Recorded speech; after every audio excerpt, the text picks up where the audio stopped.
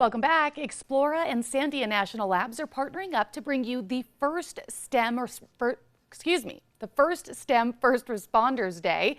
The idea is to have kids meet first responders and learn how they use STEM in their work with robotics, forensics, and other advanced technology tools for the betterment of our community. We are joined this morning by Dr. Kenneth Armijo from Sandia National Labs to tell us a little bit more. Kenneth, good morning. Good morning. Thank you so much for being back this morning. Yeah. What is STEM First Responders Day? Well, we've had over the last few years these Noche de Ciencias, these family science nights throughout our community where we showcase careers in science. Well, I'm also a board member of the City Police Council, and previously I used to be a volunteer firefighter. So at one of these events, we've been encouraging more scientists and engineers that work in law enforcement, fire rescue, and EMTs to showcase their careers at these family science nights. And then at one of the last ones, a little girl went up to one of the police officers and said, "I want to be a cop because I want to be a scientist."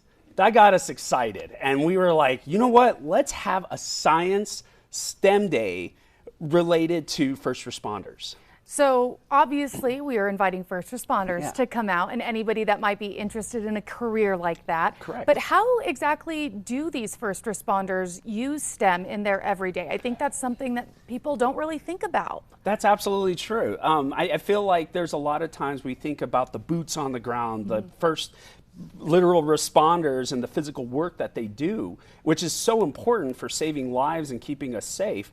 But there's a lot of people in the background that are scientists and engineers working in forensics, doing chemistry analysis, working in robotics with drones and bomb squad robotics, and even artificial intelligence. And so what we like to do is showcase the tools that they use to do their jobs every day, and even some of the advanced tools in development at Sandia National Laboratories that help them do their jobs even better. Who all are involved in these events that you guys put on? Yeah, so we're going to have for this First Responder STEM Day, which is the first ever I've ever been aware of, we're going to have BCSO, we're going to have APD, we're going to have Albuquerque Fire Rescue, Bernalillo Fire Rescue, even the mountain rescue folks. We're going to show pulleys and mechanical advantage, and of course the EMTs who talk about health science. What motivates you to put these kinds of events on? Well, like I mentioned, I'm in addition to being a scientist and engineer at Sandia National Laboratories, I'm also an executive board member of Explora and the Albuquerque City Police Council. And my father and I used to be volunteer firefighters in Betas, New Mexico, and in Texas. So to me, it's always something to like bring all these different things together and again, showcase the important work that these first responders do every day, but the tools they're using to really bolster their work. And tell us how this kind of event really motivates kids to maybe consider a career in STEM and just how important a career in STEM is. Well, we have such a shortage of scientists and engineers. I mean, even at the labs, we're always hiring and trying to develop the pipeline for bringing in scientists and engineers.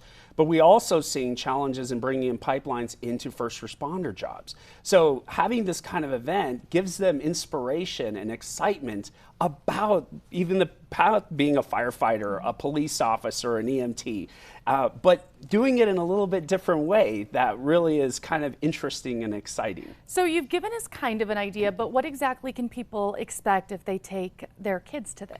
Well, they'll expect a lot of really fun events. They're going to get to see these actual forensics trucks that they can walk inside of.